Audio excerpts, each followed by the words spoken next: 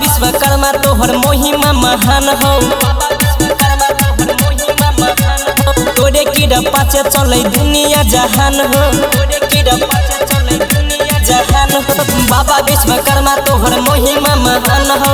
तोरे कीड़ा पाछे चले दुनिया जहान हो। मूर्ति बैठा का सब कोई, मूर्ति बैठा का सब कोई पूजै छ दुबारा हो। एहो दाढ़ी वाला, एहो हाथी वाला, एहो दाढ़ी वाला बाबा तोहर होइ छ जय जयकार हो। हाथी वाला बाबा तोहर होइ छ जय जयकार हो। दाढ़ी वाला बाबा तोहर होइ छ जय जयकार हो।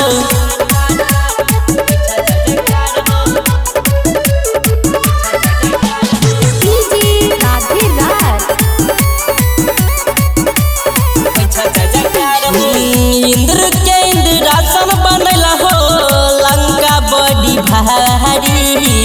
हाथ में कमंडल करे छ हाथी के सवारी।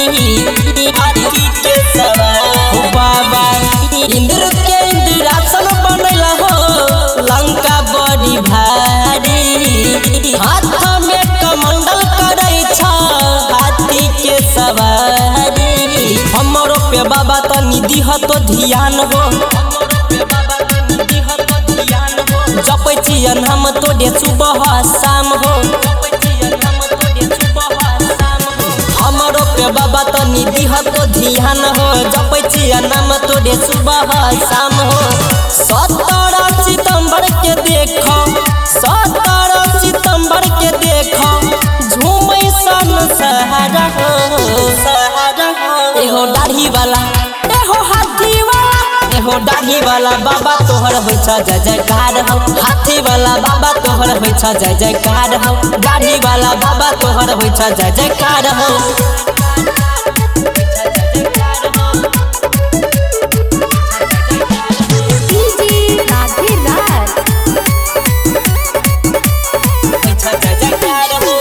त्रेता में द्वारका दिहल तोरे छनी सहारानी।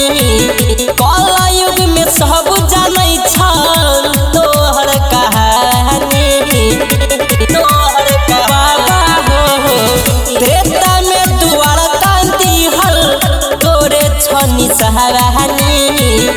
कलयुग में सब जानै छ तोहर कहानी।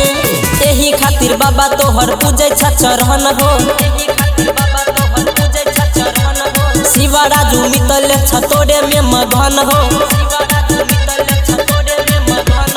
एही खातिर बाबा तोहर पूजै छ चरण हो। शिवराजू मितले छ तोरे में मगन हो।